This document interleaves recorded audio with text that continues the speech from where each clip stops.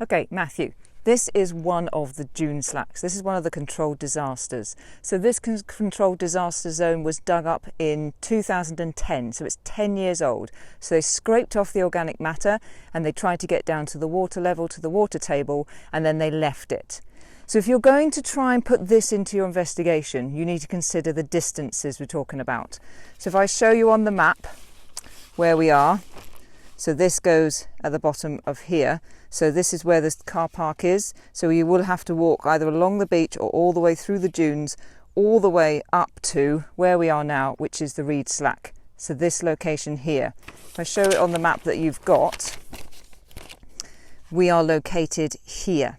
So which is approximately a kilometre if you walk that way from the front of the dunes and from the car park. So that's going to take you a good probably 20 minutes to get here.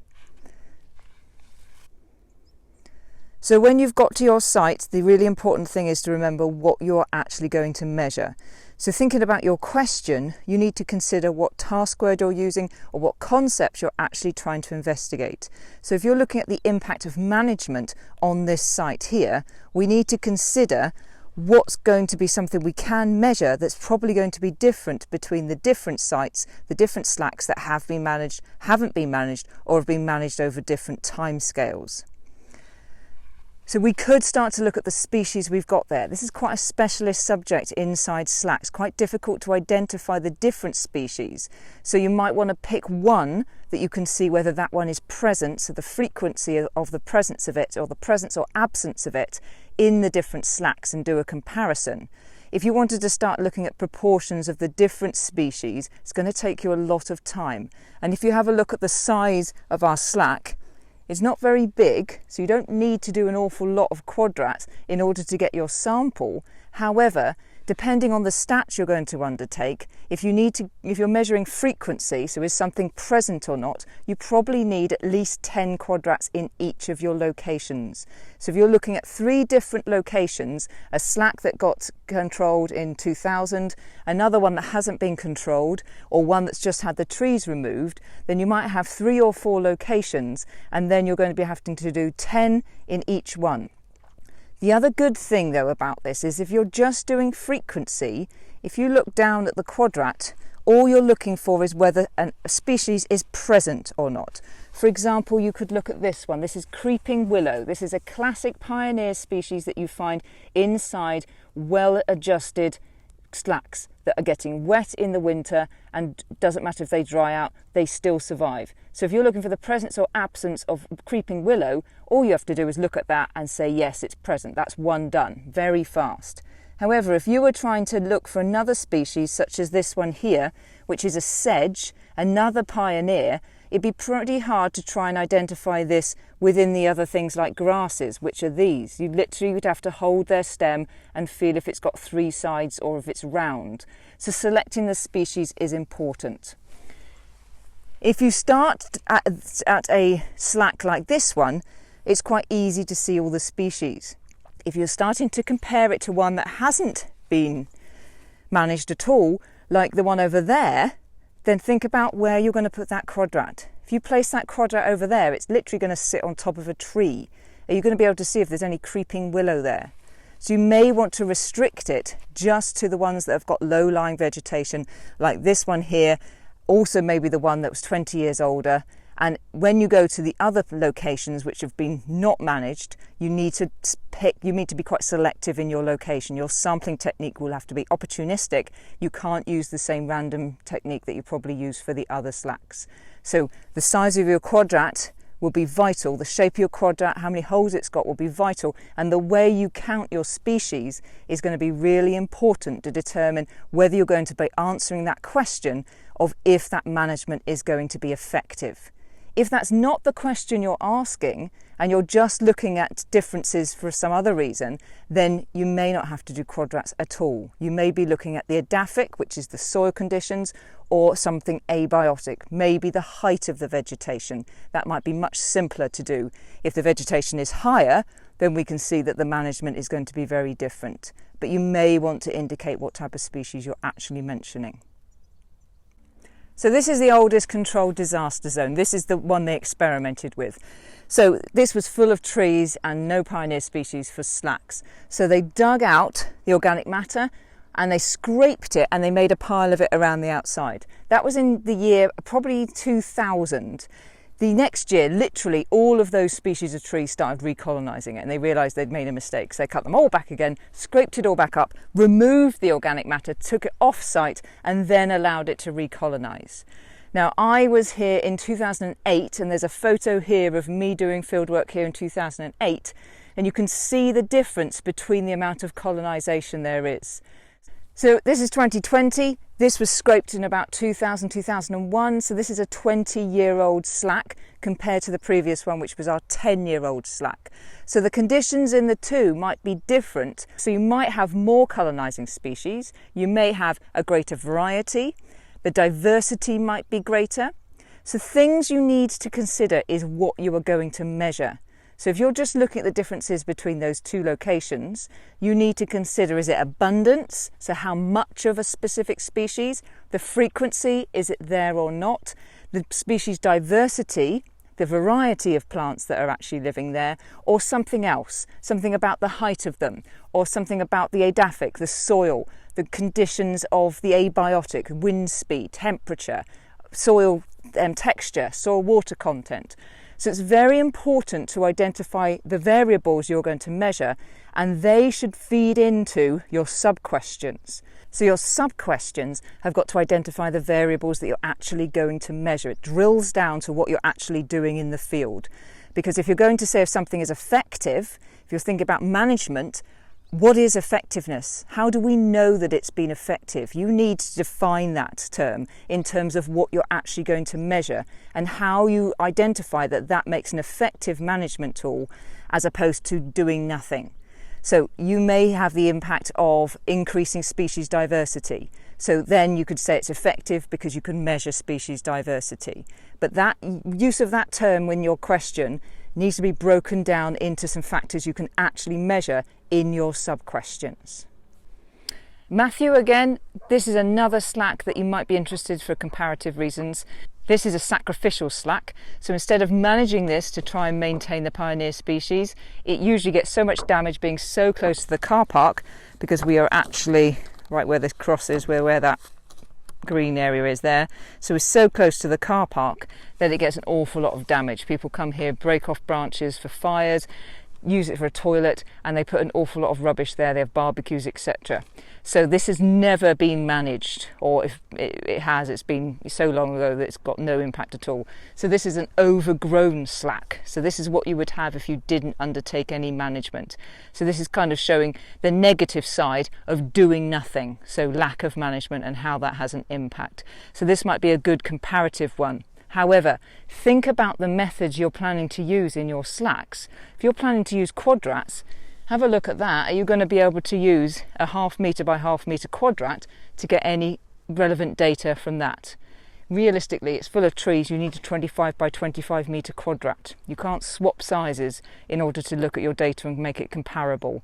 So you may just have a look at it just to get a comparative bit of data, but you won't have exact data that you can compare in terms of using it as statistical data.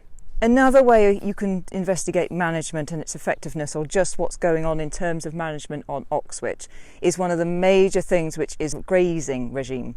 And the reason we have this fence going down the middle of the Oxwich Reserve is to keep in the horses. So if you look in the far of this picture, you might be able to see the fence line coming straight for us.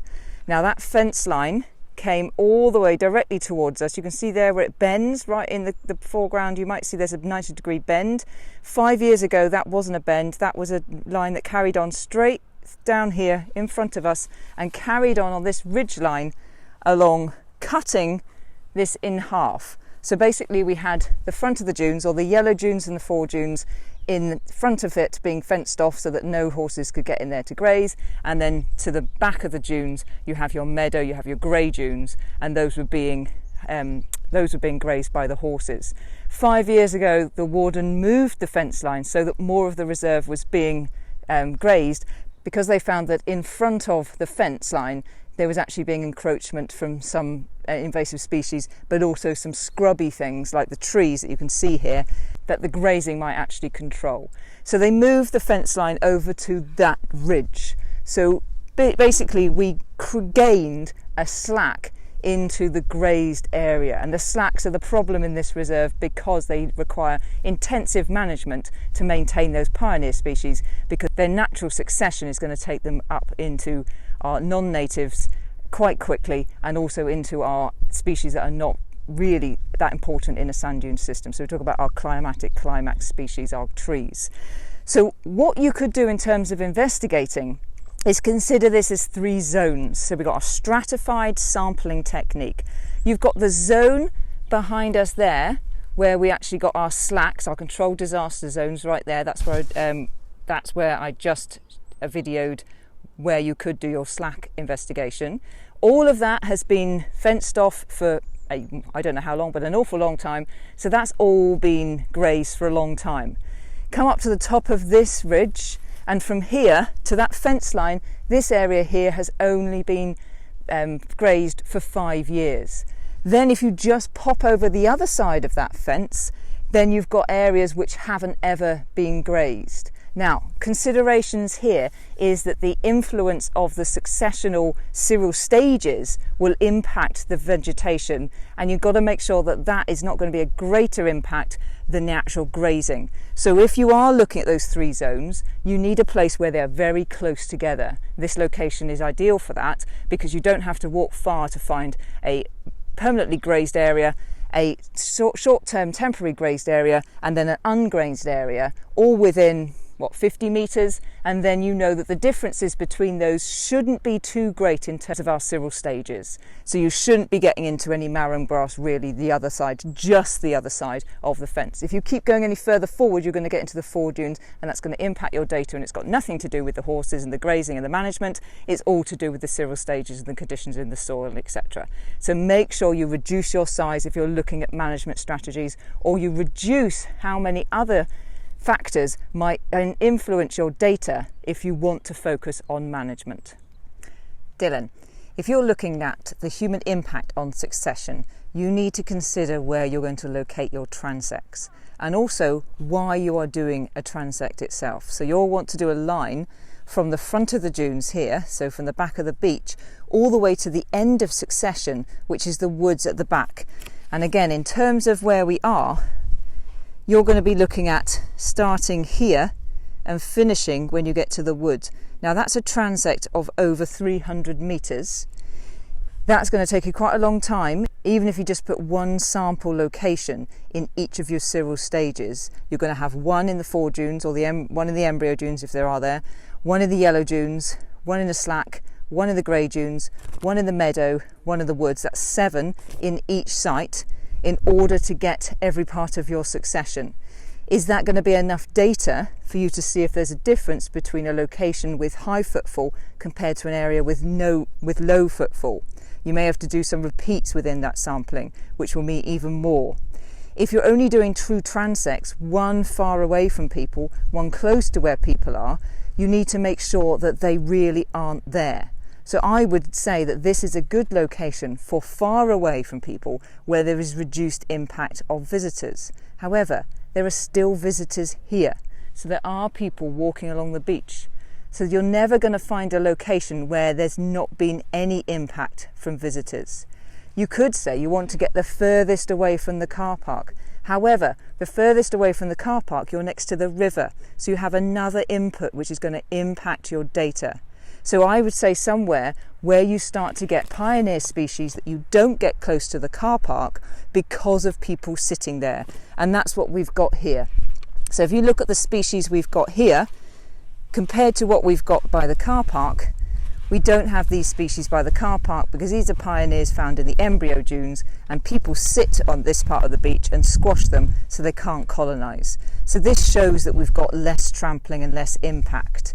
However, if we then followed a line, we would have to walk quite a long way to do a transect here.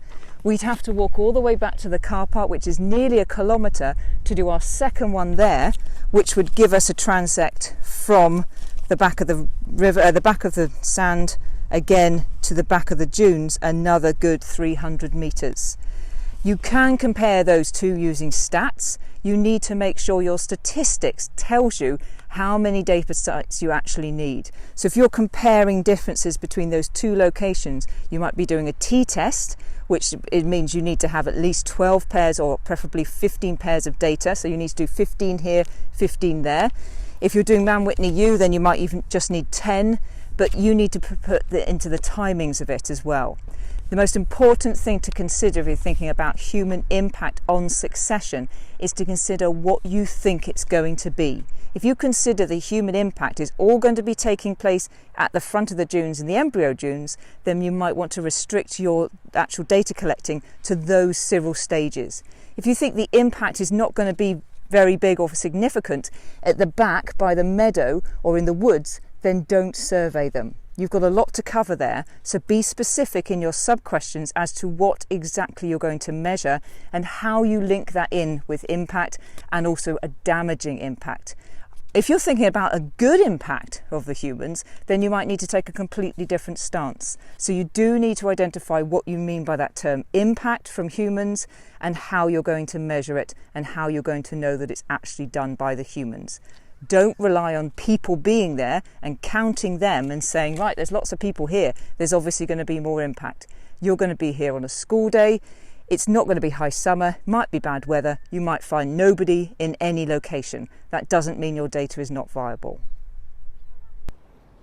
So here we are in a place where you could do your comparative transect. So we are right next to the car park. So you can see that the impact from humans is probably going to be highest. You will have to justify the location of your transect. So the fact that you are closest to the car park and where you've got highest footfall, this is probably a good location to have high impact from humans. And if you look behind me, you can already see there's a very big difference between the embryo dunes nearly a kilometre down there where we had a look compared to here. We don't have many of those pioneer species that you looked at in the quadrat. So we can look at a quadrat here and compare it. But there's also some other things that you could look at to measuring to justify the changes due to human impact. So I'm going to go through some of those in the data collecting section of the video. When you're measuring human impact, you might find some points of interest that you want to survey, but of course they won't necessarily be on your transect, so you need to consider how you're going to make sure you cover things that are not actually along your line of transect. So for example, right next to the car park, you've got lots of bonfires. We also have some other issues. We've got littering over here. We've got an awful lot of dog mess because this is where the dog walkers come. We've got dog poo bags as well, and of course we've got the actual erosion of the path itself. So you need to consider which aspect of the impact of humans, the negative side, you are going to measure and how you're going to make sure that you're doing it in a systematic way so that you are not missing anything.